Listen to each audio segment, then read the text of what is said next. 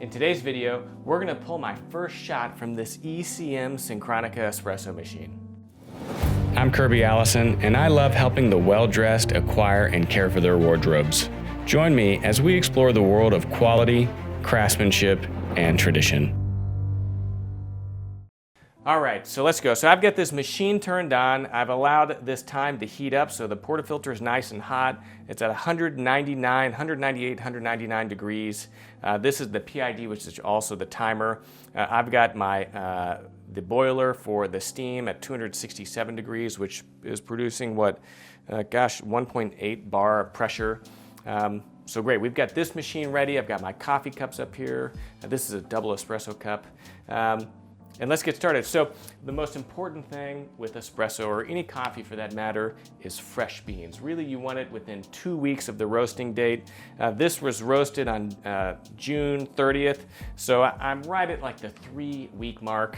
I probably could have spent a little bit of additional time or effort kind of going out to try to find freshly roasted grinds, but I ran out of my beans this weekend. I grabbed this at the grocery store, and this is the Oak Cliff Coffee Roasters Hidden City Espresso. What I liked about this was that the key flavors are really quite interesting. Orange peel, berries, and milk chocolate. I mean, if that doesn't sound good, I don't know what does. And so again, one of the things I'm really interested about is, you read, all these, key flavor notes. Was it even possible to pick those flavors up, or is this just like, some crazy, some craziness of like, someone making things up in order to sell coffee? I don't know. The way that you measure espresso or dose it, right, it's a recipe. And so you start with how many grams of coffee you grind it, right? Normally it's around 18 grams of coffee, and then how much you extract out of that. So how much water are you producing, and you weigh the output. Normally you want to stick the general rule of thumb is a 2-to-1 ratio. So if you start with 18 grams, which is a double espresso of coffee grinds, then you would want to output 36 grams of water. Now, how quickly you do that is actually very important in terms of how the coffee is extracted, which is why you time the shot. And so generally speaking, you want the coffee shot to be timed within 25 to 30 seconds. So 18 grams in, 36 grams out, in 25 to 30 seconds. Now the way that you can control how quickly you extract that coffee is by the coarseness or the finesse or the fineness with which you grind the coffee beans. So a really fine grind is going to take a longer time to extract, so you're going to get a high extraction time, whereas a really coarse grind is going to extract that 36 grams very quickly, and it's going to be very fast. So as we kind of dial this in to hit that 25 to 30 seconds, really what we're playing with here is the grind setting. So that's kind of the fundamental thesis, kind of formula with what we're playing with. So I've got my little scale right here. I'm leveling it. So I'm going to measure out 18.5 grams. Well, the reason I'm starting with 18.5 grams is because there's always a little bit of grind retention in the grinder. So if I put 18.5 in, I'll probably be lucky to get 18 out. I found out that, just through trial and error, that this has about half a gram grind retention. But this is just something you play around with. Every machine is probably a little different.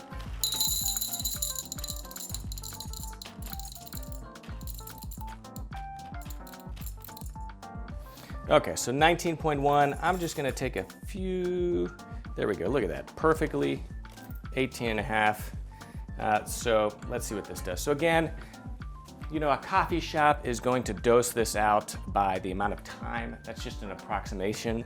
I find that in my case, again, I'm at home, I've got a little bit of extra time to take this extra step. It's just one less thing to worry about. If you're doing it by time, I mean, your dose can be all over the place. So this allows you to be a little bit more precise. So I'm gonna throw this in the basket, right? Close this to prevent any beans from jumping out, right?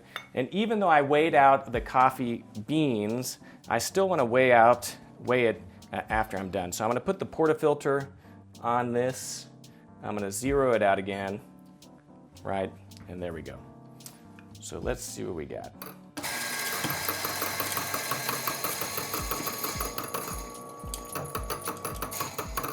All right, so this is right at 15 miles, so that was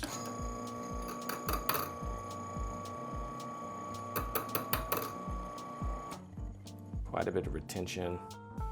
At 16.2, so we're gonna throw a few extra beans in there.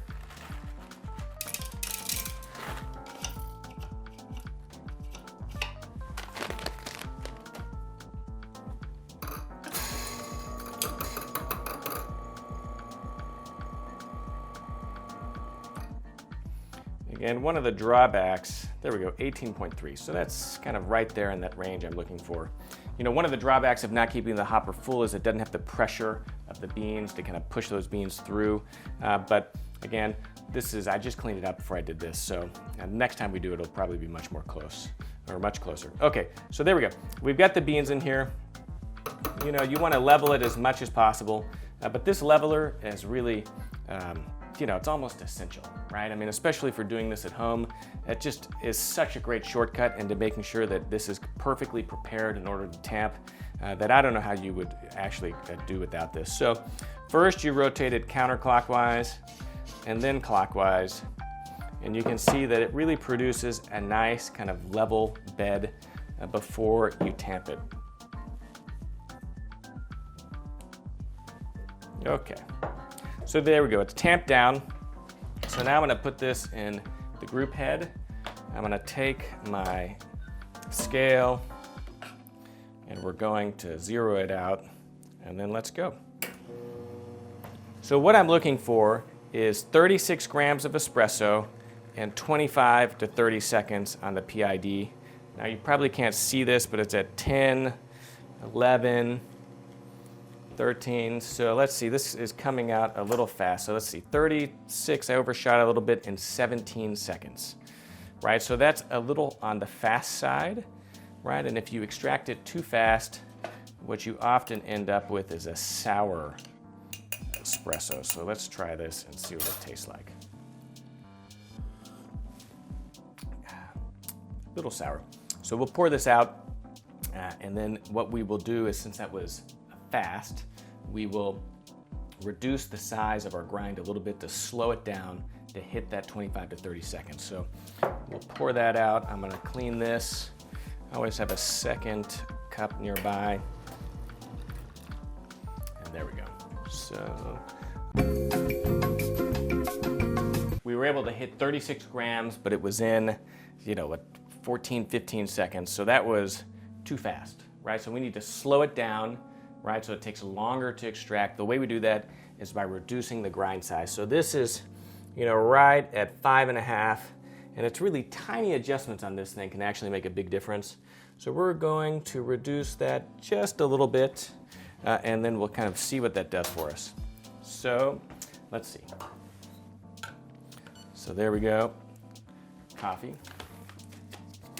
So we're gonna re-weigh this out. Okay, there we go, 19 grams. So we'll see, I can always reduce or remove a little bit after we grind this. So let's pour it into the hopper. Okay, we reduced the size. One of the other benefits of dosing, of grinding single doses, is that whenever you adjust the grind size, you don't have to run beans through the actual grinder in order to purge those. So I find that this is also a little bit more efficient in terms of the amount of beans you burn through dialing this in. So there we go, we've got that in.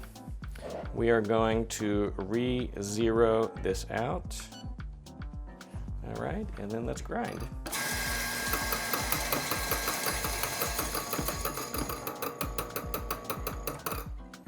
All right, beautiful. 17.5, wow, so still a little bit of grind retention.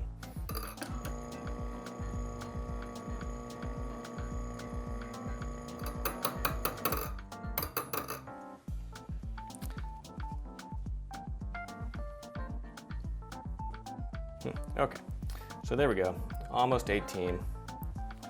We're going to level this. All right, looks beautiful. And then I'm going to tamp it. All right, look at that, very nice. Okay, put it in the group head, take my scale, zero this out, and let's see what we get.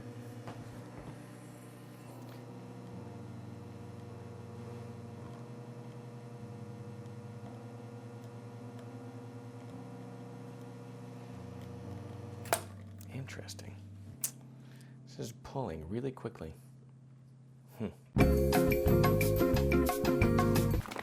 So let's see where we are.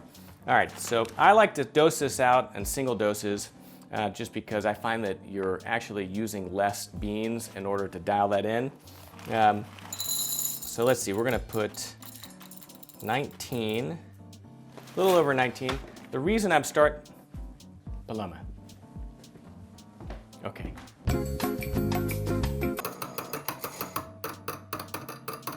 $18.3, so that's pretty close. So next I'm gonna level it by rotating counterclockwise and then clockwise. And see, I mean, look at how beautiful that is. Perfectly level and ready for you to tamp. So I'm gonna tamp it. And then we're gonna put it in the group head, right? I'm gonna take this, got my cup, zero it out, and then get started. Okay, so let's see. So we're looking for, again, 36 grams and 25 to 30 seconds. I'm at 18, 14, 15. So this may be a little bit on the fast side. Yep, so that was 18 seconds. So we need to basically make that grind setting finer. Let's see, yep, finer in order to slow it down. It's gonna take longer to produce that 36 grams. So let's go ahead and taste this. You always wanna stir your espresso before you taste it. Mix in that crema. And it's good. It's still a little bit sour, which means that you've basically extracted it too quickly. But I can certainly taste a little bit of that orange peel, to be totally honest.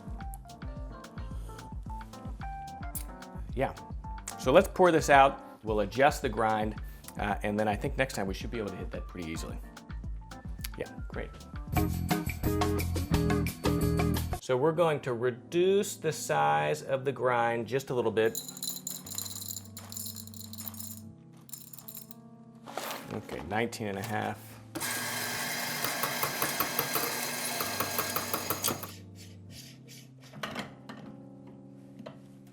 And see what we get.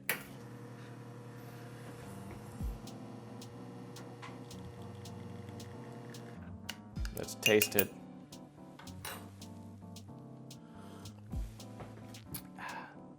Pretty good, still a little bit sour. So let's do one last one and see how this goes.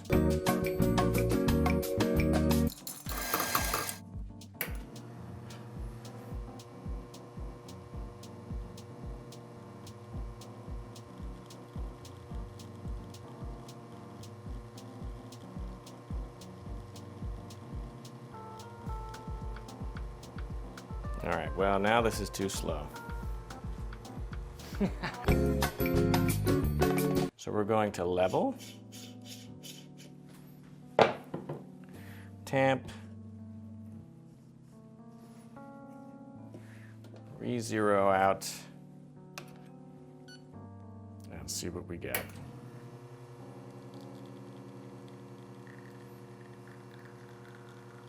So you always want it to start a little bit slow on the weight because inevitably, as you're pulling the shot, it'll start to pull faster. So we're at 22 grams, 18 seconds. 36, 38, 23 seconds. It's still in the 20 to 30. Not perfect, but not bad. Let's taste this and see what it's like.